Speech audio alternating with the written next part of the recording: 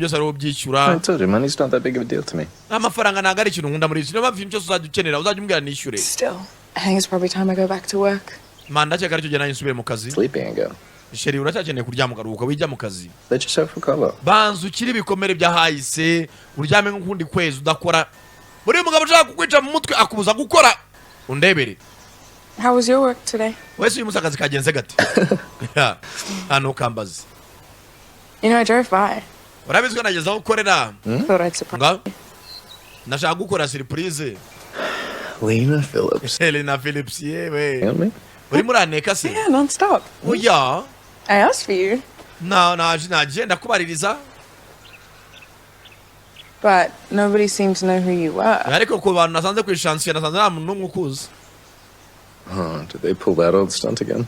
Utambwa ko badanyiza brage za kera.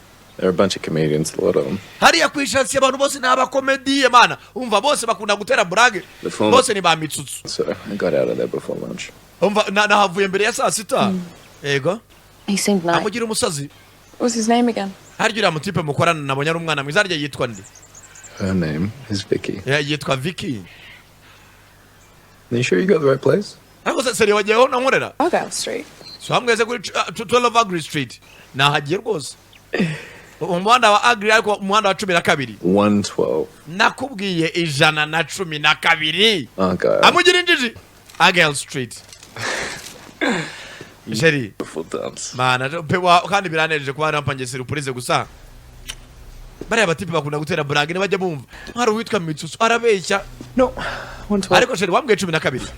Text me next time. Oya ubutabasu nyandije mbere kuza kukazi nakubwije 112 nagari 12 gusa. I'll give you the tour.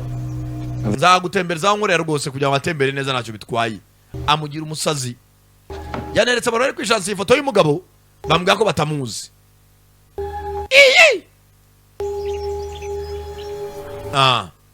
Ubitangira gake bimwe mugenzi we tesi yambwira ati ureke guhubuka mu rukundo ubyirukangamo cyane hari urangira wabaye bwatinze mugabo mu cyakare apakira utuntu two kwishansiye ya sheri naguteguriye ibya saa sita nuze kujya restaurant ibintu bya restaurant umva ntugiye kurya mibe Get so lucky.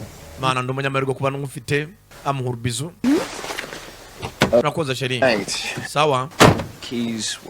ko ntacyo zirera. Have you seen my phone? Na phone yanjye wayibonyera? Maybe it was in the bathroom. Yari muri douche. Do you want me to get it? No. Reka nyikuzane. Oya. Buri mugabo wamuhesira ndako umugore yafata kuri telefone ye.